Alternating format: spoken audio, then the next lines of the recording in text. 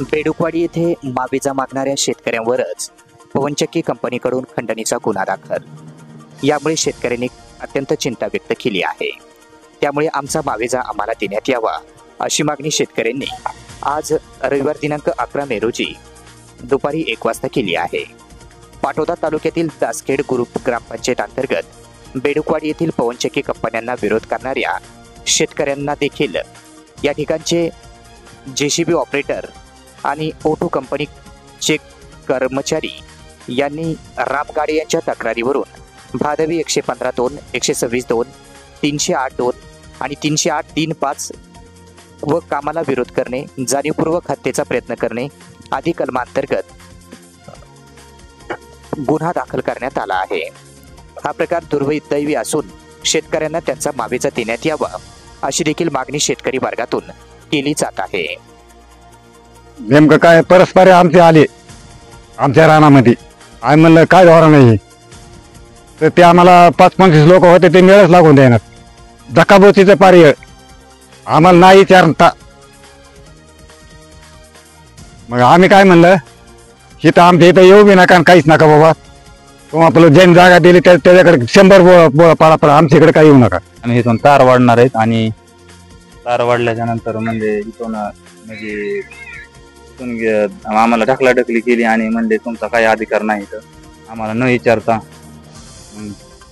परत मग ते म्हणले की तुमच्यावर खंडणीचा गुन्हा दाखल करू आणि मग इथून मग ते तिथं त्यांच्या यंत्रणा सोडून गेले आणि पाटोदा पोलीस स्टेशन या ठिकाणी जाऊन शर्मा साहेब आणि ते कंपनी ऑटो पॉवरवाले जे काही कर्मचारी आलेले होते त्यांनी आमच्यावर खंडणीचा गुन्हा दाखल करू अशी धमकी दिली आम्हाला आणि पाटोदा पोलीस स्टेशन इथं बीट अंमलदारांनी आम्हाला फोन केला आणि म्हणजे तुमच्यावर खंडणीचा गुन्हा दाखल करण्यात आला आहे। तुमचे बीट अंमलदार म्हणले नाही का बाबा आम्हाला विचार नाही, आमचा मावेजा काही नाही? ते त्यांनी काही विचारलं नाही, ते म्हणले असं करायला नाही पाहिजे होतं, म्हणजे तुम्ही उलट आम्हाला त्यांनी असं समजून सांगितलं नाही, ते म्हणले तुमच्यावर गुन्हा दाखल झालेला आहे। बीड जिल्ह्यामध्ये जर आपण पाहिलं तर पाटोदा तालुका, बीड तालुका या ठिकाणी पवनचक्की कंपनीने उच्छाद मानलेला आहे। पोलीस प्रशासनाच्या मदतीनं दमदाटी करणं, शेतकऱ्यांच्या जमिनी घशामध्ये घालणं।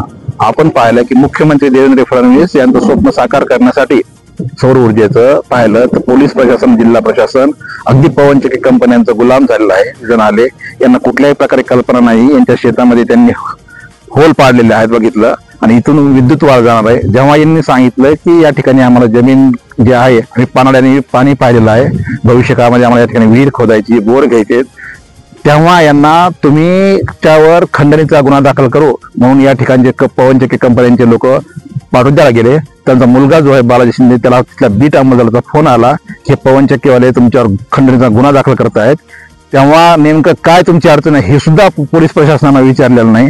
दुसरी गोष्ट म्हणजे आपण जर पाहिलं आपण यांना तर काल संध्याकाळी 20-25 लोकांनी येऊन दमदाटी केली। तसं पाहायला गेलं तर दमदाटी करणारा गुन्हा दाखल व्हायला पाहिजे। मात्र या ठिकाणी आपण पाहिलं पोलीस प्रशासनाच्या मदतीनं शेतकऱ्याच्या जमिनी कंपन्यांच्या घशात घातल्या जात आहेत। जे अधिकारी या ठिकाणी शेतकऱ्यांच्या जमिनी कंपन्यांना देण्यासाठी येतात ते अधिकारी मात्र शेतकऱ्यांना मावेजा मिळाला का नाही, त्यांची संमती आहे का नाही, काही कागदपत्र आहेत का नाही, त्यांना विचारलं का नाही, कुठल्याही प्रकारे पाहत नाहीत। त्यामुळे एकंदरीत जिल्हाधिकारी असतील, पोलीस अधीक्षक असतील यांनी या शेतकऱ्यांची बाजू ऐकून घ्यायला पाहिजे आणि यांच्यावर जर भविष्य काळामध्ये खंडणीचे खोटे गुन्हे दाखल होणार असेल तर ते व्हायला नाही पाहिजे अशी आमची मागणी आहे।